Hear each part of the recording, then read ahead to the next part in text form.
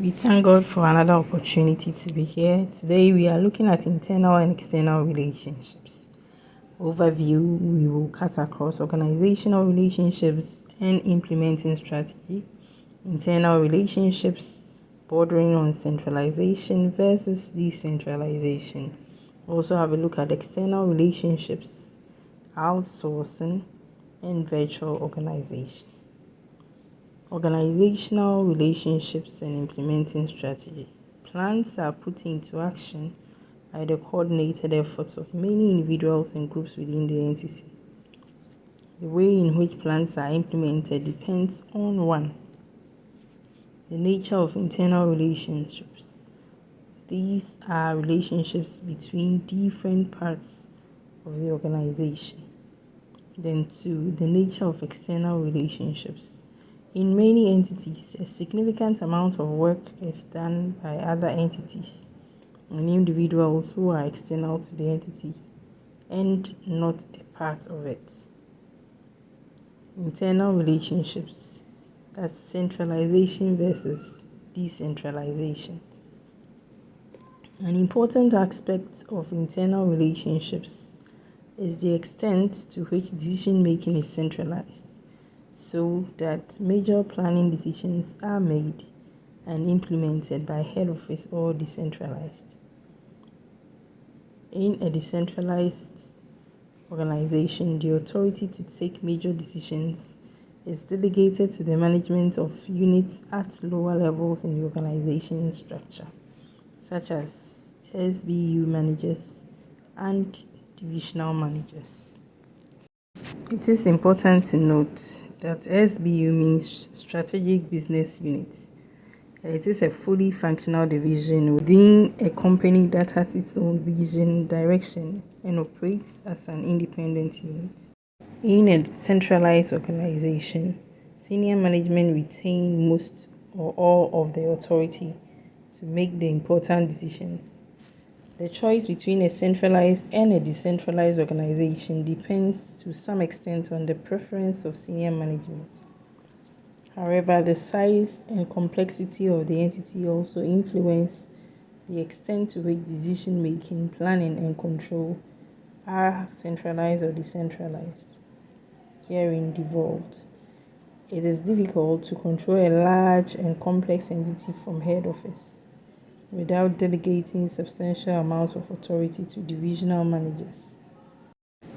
Advantages of centralization. Here we have decisions by management should be coordinated more effectively if all the key decisions are taken centrally. Also, decisions by management are more likely to be taken with regard for the corporate objectives of the entity as a whole. There normally is a very strong argument in favor of making strategic decisions centrally. In a crisis, it is easier to make important decisions centrally. Yes, when decisions are centrally based. Advantages of decentralization or devolution of authority. What at all do entities seek to gain if they decentralize? In many situations, junior or local managers have better knowledge than senior management about operational conditions. Tactical and operational decisions are probably better when taken by local management, particularly in a large organization. Secondly, giving authority to managers at divisional level and below helps to motivate the management team as well. In addition, in a large and complex organization, many decisions have to be made, probably too many for senior management at head office. As well, decisions can be taken more quickly at a local level because they do not have to be referred to the head office. The appropriate amount of centralization or decentralization for an entity will depend on various circumstances that is happening in question. It has already been suggested using the greenness growth model that as it gets larger, an entity might go through periods of centralization, decentralization, and coordination between local management and head office. External relationships. An entity might use external relationships to deliver a particular strategy. These are relationships with other entities or with individuals who are not a part of the entity but external to it. External relationships may take the form of 1. Strategic alliances. 2. Value networks. 3. Outsourcing of functions. Then 4. Virtual organization.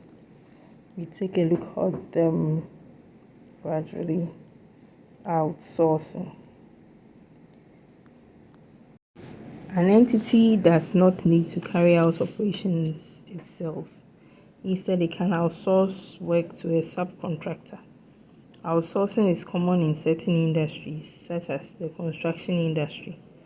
It is also common to outsource non-core activities, such as the management of the entity's fleet of motor vehicles, security services, some IT work, and some accountancy work, for example, payroll operations. The size of an entity and its organization structure will depend to some extent on how much of its operational activities it chooses to outsource. The reasons for outsourcing. Outsourcing is consistent with the view that an entity achieves competitive advantage by concentrating on its core competencies. It does not achieve competitive advantage doing work that can be done just as well, if not much better, by another entity.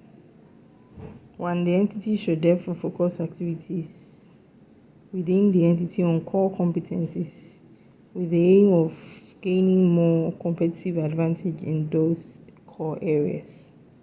Secondly, the entity should outsource work to entities that have core competencies in those areas of work. They should be able to add value more effectively than the entity would if it were to carry out the work internally instead of outsourcing it. 3. The outsourced work might require specialist skills that the entity cannot employ internally because it cannot offer enough work or a career structure to full-time specialists. It therefore outsources its specialist work to specialist firms.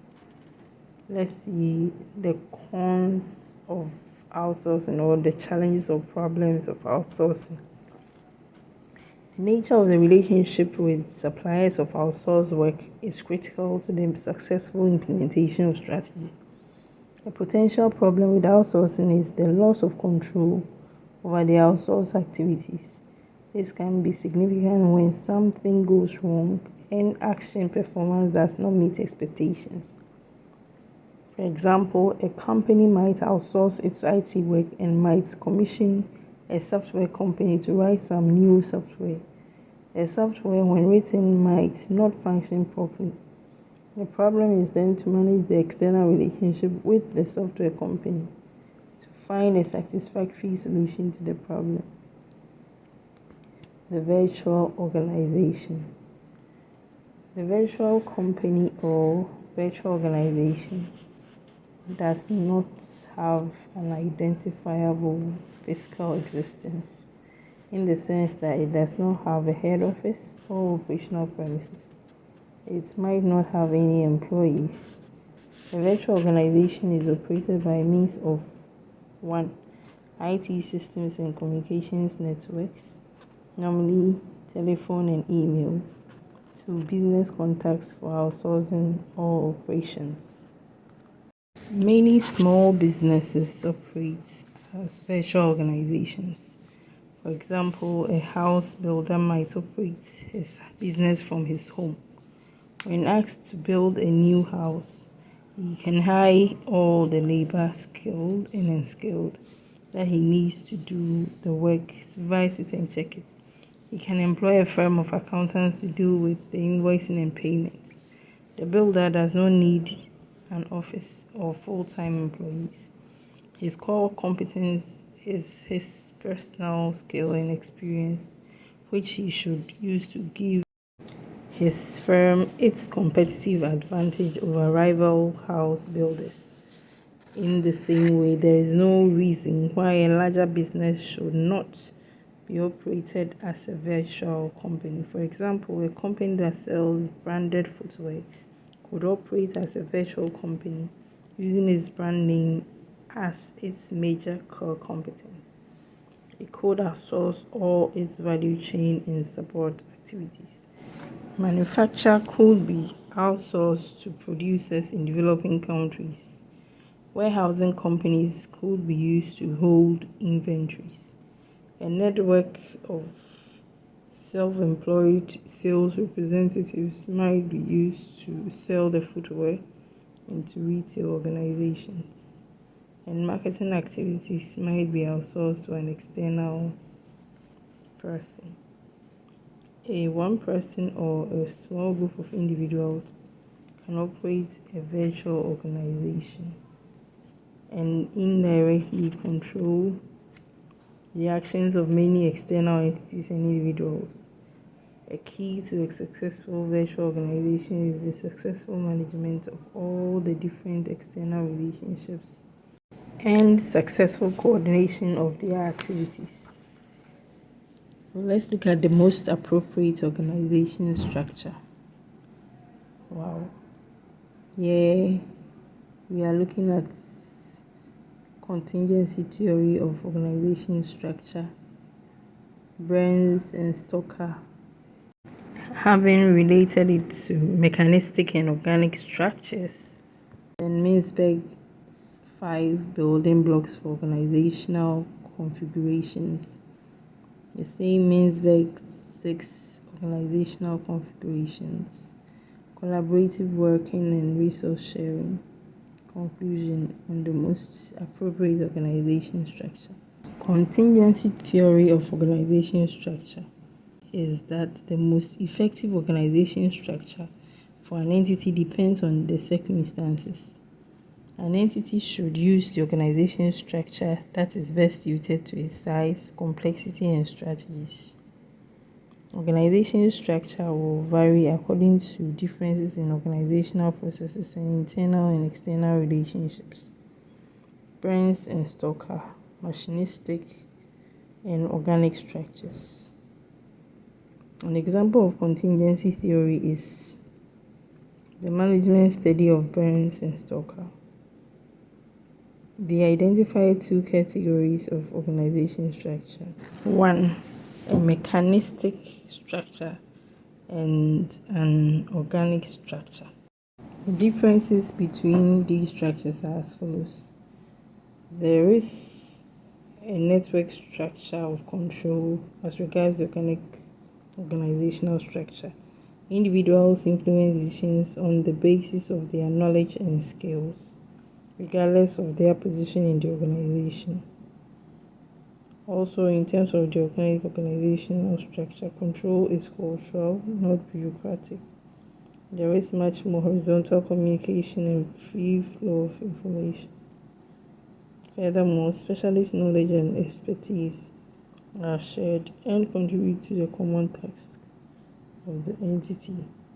Contributing to the common task is the main priority. Job descriptions are less precise. Communications consist of information and advice rather than decisions and instructions from a manager. Mechanistic organization. Unlike that of organic organization, the differences relate to authority is delegated through a hierarchical management structure. Power over decision making is obtained from a person's position in the management hierarchy. A bureaucracy. Communication is vertical, up and down the chain of command. Jobs are specialized and individuals concentrate on their specialist area. Doing this job is the main priority. Job descriptions are precise. Tasks and operations are governed by instructions from a superior manager. Burns and Stoker found from their research that one type of organization is not necessarily better than the other. However, they did not find that an organic structure is better suited to an entity that needs to be responsive to change in its products and markets and in its environment. A mechanistic structure is better suited to an entity in a stable environment where change is gradual. Burns and Stoker also found that entities with an organization structure better suited to their environment performs better than entities whose structure is not well suited to their environment. For example, an entity with a mechanistic structure performs better in a stable market than an entity with an organic structure. An example given relates to Nestle. It is important to recognize that the most suitable organizational structure depends partly on circumstances and partly on management preference. Organization structures can also be changed. An example is Nestle. In an article in the Financial Times newspaper, reference 22nd February 2005, the CEO of Nestle explained that in the past, he had been frustrated by the minor role played by the marketing function in the company. He had also disliked the matrix organization structure used by the company, where local managers were responsible for the profitability of their local markets, and functions such as marketing had responsibility for their functions but not for markets. The marketing management were responsible for some innovation but not for country performance. Marketing managers had targets for returns on investments in advertising rather than responsibility for returns on business investment. This organization structure was changed.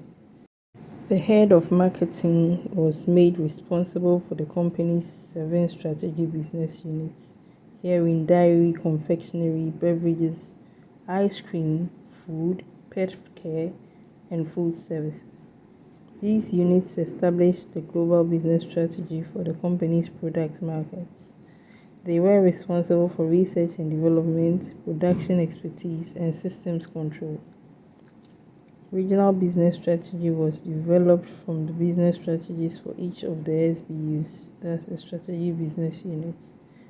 Local market strategy was developed from the regional business strategies. In this way, the head of marketing became a key figure in strategic management.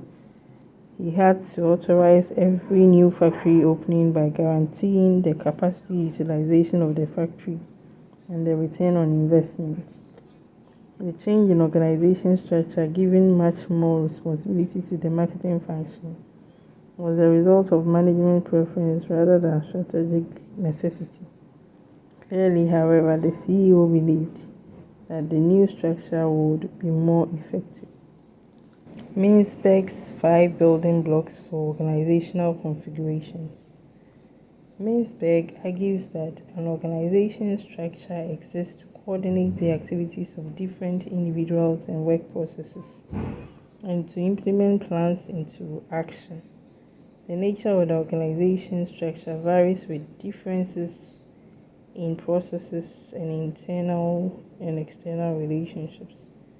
He suggested that there are 5 elements or building blocks in an organization. The way in which an entity is organized most effectively depends on which of these elements is dominant. Mintzberg represented these in a diagram. It shows 5 elements, which are the strategic apex, the operating core, the middle line, the support staff, and the technostructure. The strategic apex is the top management in the organization. The operating core refers to the basic work of the organization and the individuals who carry out this work. The middle line, these are the managers and the management structure between the strategic apex and the operating core.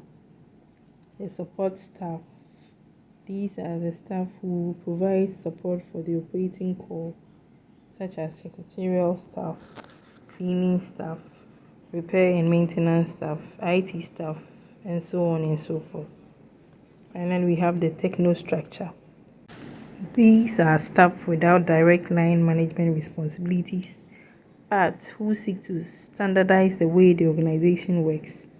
They produce procedures and system manuals that others are expected to follow.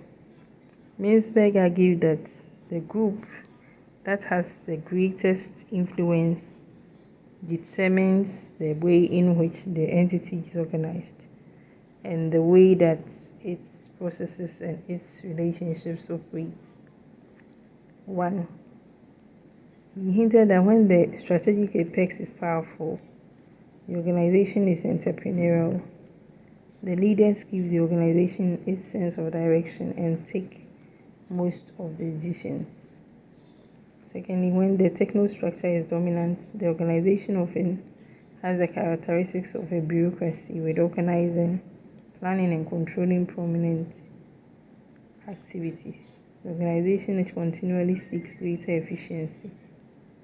Furthermore, when the organization is divisionalized and local managers are given extensive authority to run their own division in the way that they consider best, the middle line is dominant. Also, some organizations are dominated by the operating core, where the basic workers are highly skilled and seek to achieve proficiency in the work that they do.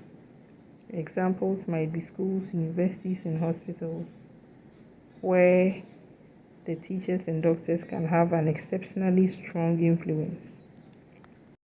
In a professional bureaucracy, such as a firm of accountants or lawyers, the middle line tends to be short.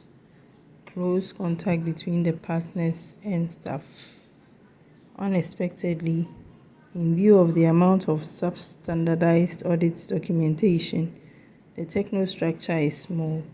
This is because, although the documentation is extensive, the use of the documentation is unique for each client.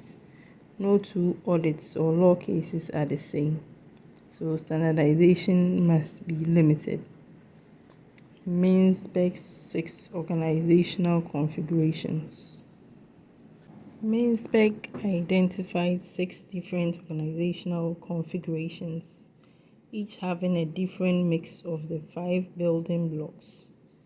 He suggested that the most suitable organizational configuration will depend on the type and complexity of the work done by the entity. The 6 configurations are: 1. Simple structure. 2. Machine bureaucracy. 3. Professional bureaucracy. 4. Divisionalized form. 5. Adhocracy. 6. Machinery organization. Now we look at them one by one. Simple structure. When he says simple structure, Milsberg says it is found in an entrepreneurial company. The strategic apex exercises direct control over the operating core, and there is no middle line. There is therefore little or no support staff or technostructure. The apex, that's the strategic apex, might be an owner director of the company. This type of structure is very flexible and can react quickly to changes in the environment because the strategic apex controls the operating core directly. We also have a look at machine bureaucracy. In a machine bureaucracy, the technostructure is the dominant element in the organization. The entity is controlled and regulated by a bureaucracy, and the emphasis is on control through regulation. It is difficult for an entity with this type of organization to react quickly to environmental change. This structure is therefore more suitable for entities that operate in a stable business environment. Professional bureaucracy. In this type of structure, Milsberg indicates the operating core is the dominant element. He gave the name professional bureaucracy, indicating that most entities have highly skilled professional individuals in the operating, such as investment bankers in a bank, programmers in a software firm, doctors in a hospital, accountants and lawyers in a professional practice, and so on and so forth. In this type of structure, the middle line is the dominant line. There is a large group of powerful executive managers, and the organization structure is a divisionalized structure, each led by a divisional manager. In some divisionalized structures, divisional managers are very powerful and are able to restrict the influence of the strategic apex on decision making. Mintzberg identified a type of organization that he called an adhocracy. This is an organization with a complex and disordered structure, making extensive use of teamwork and project-based work. This type of organization will be found in a complex and dynamic business environment where innovation is essential for success. These organizations might establish working relationships with external consultancies and experts. The support staff element can therefore be very important. Missionary organizations. Here, all the members share a common set of beliefs and values.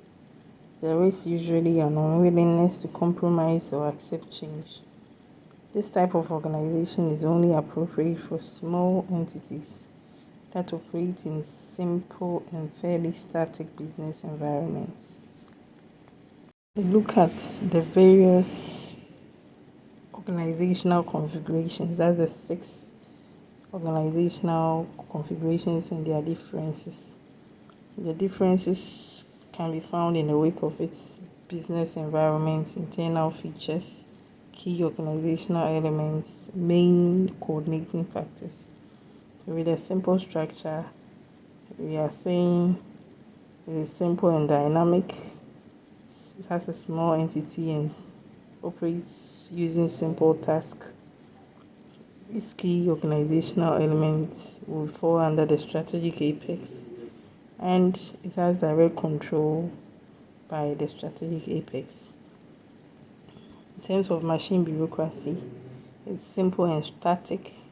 Then there is this large and well-established bit concerning its regulated processes and systems. The key organizational elements is based in the technostructure, and it has standardized procedures. If it comes to professional bureaucracy, it's complex but static and has simple processes controlled by professionals. The key operating elements is found under the operating core. Then there is standardization of skills. We have the divisionalized form, which is fairly static with diverse activities. That's large and well-established structures and features. It has divided activities as well. Under the organizational elements, it falls in the middle line. There is standardization of outputs. Then with adhocracy, it's quite complex and dynamic. It's normally of disordered structures. The tasks are also complex. We have young entities. And the key organizational elements relates to its support staff or operating core. There is flexibility. And adaptation. And we have missionary organization, which is simple and static. Simple systems, fairly well established, not so young. Then the key organizational elements, standard beliefs and values, collaborative working and resource sharing. What is collaboration? Collaboration within an organization refers to 2 or more individuals or more commonly 2 or more groups of people working together to achieve a common goal. Effective collaboration allows the various departments of the organization to work together to meet the common goals and objectives of the organization. Workplace collaboration involves several elements. One is teamwork, working together to solve a problem or complete a task. Then brainstorming and sharing ideas, gaining input from individuals and teams from across the company and pulling that knowledge. And sense of purpose. There should be a reason for working together, and doing so should benefit each party as well as the organization as a whole. There should also be quality. Effective collaboration treats everyone involved as equals, thus encouraging ideals from all levels within the organization. The extent to which collaboration can be achieved has been greatly aided and driven forward by technological advancements such as faster internet connections, intranets, cloud computing, and collaborative software. There are a number of benefits both to the organization and the workforce of establishing collaboration within the workspace. The benefits include employee motivation. Workplace collaboration plays a key role in developing employee satisfaction and happiness, and therefore motivation. This is because it instills a sense of community within the organization and gives employees a greater sense of belonging.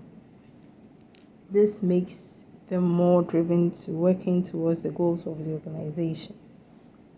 Also is knowledgeable workforce. Collaboration increases the amount of information that is available to employees.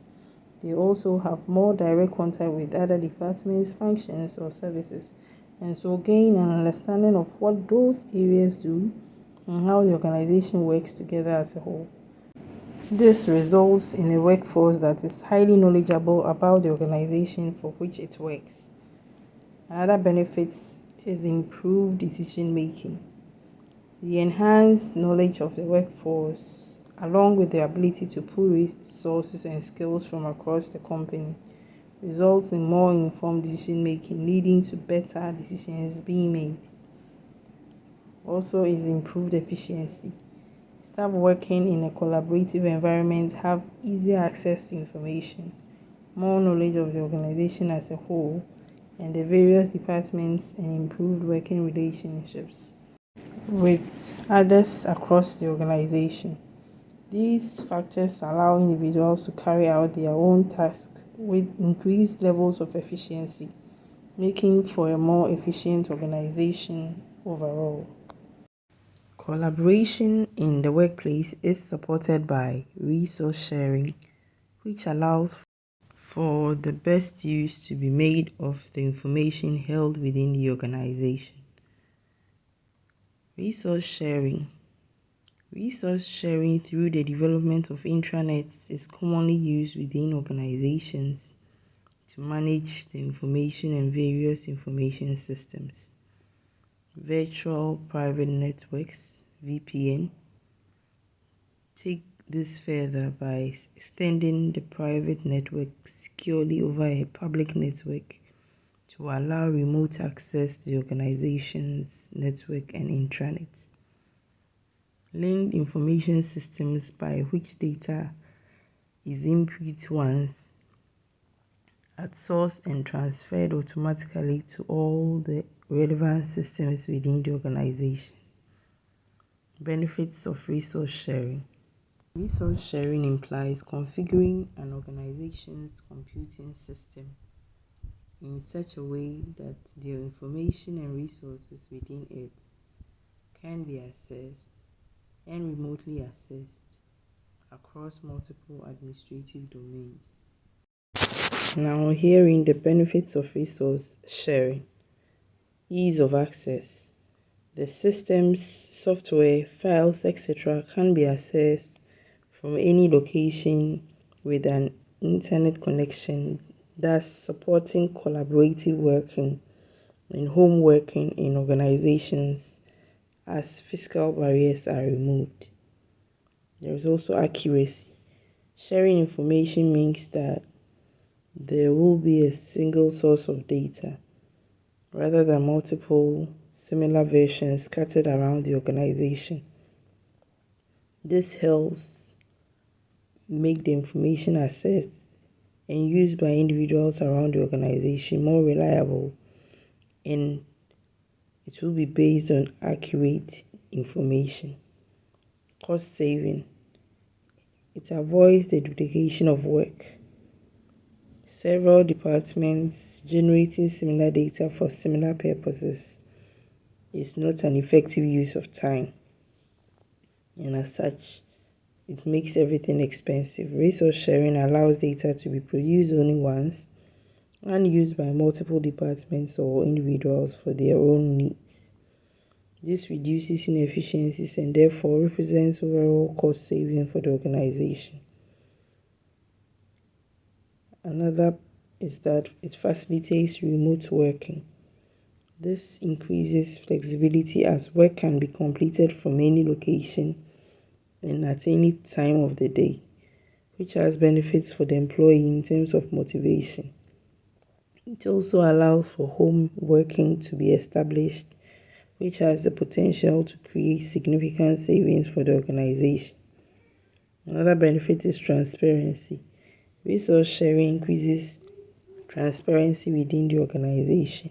In conclusion, the most appropriate organization structure and configurations suggested by Minspec or the idea of Burns and Stoker can be used to consider whether the organization structure of an entity is well suited to its circumstances and situation. The key point to note is that the organization structure should be designed to enable the entity to implement its strategies successfully.